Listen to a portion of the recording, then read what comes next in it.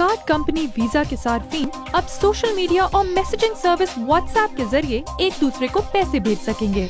Visa direct रखने वाले अब इस फास्ट कैश सर्विस से किसी के मोबाइल नंबर या प्रोफाइल नेम को भी पैसे भेज सकेंगे। इब्तिदा में ये सर्विस सिर्फ यूरोप में शुरू की जाएगी। डेटिंग ऐप टिंडर पर तनकीद की गई है कि ये सार्फिन से उनकी उम्र के मुताबिक पैसे मांग रही है। बर्तानिया में 28 साल की उम्र से ज्यादा सार्फिन को अपने से कम उम्र की सार्फिन से 4 गुना ज्यादा पैसे देने पड़ रहे हैं, जबकि अमेरिका में 30 साल की उम्र से ज्यादा सार्फिन को आम रेट से दुगने पैसे देने पड़ेंगे।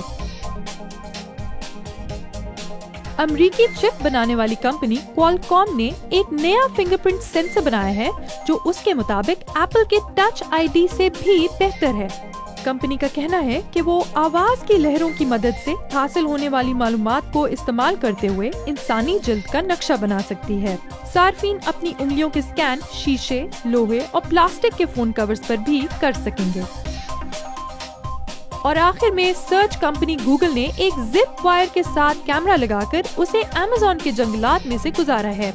ये खूबसूरत 360 डिग्री की तस्वीर गूगल के एक प्रोजेक्ट का हिस्सा है जिसमें पूरे अमेज़न की फोटोग्राफी की जाएगी।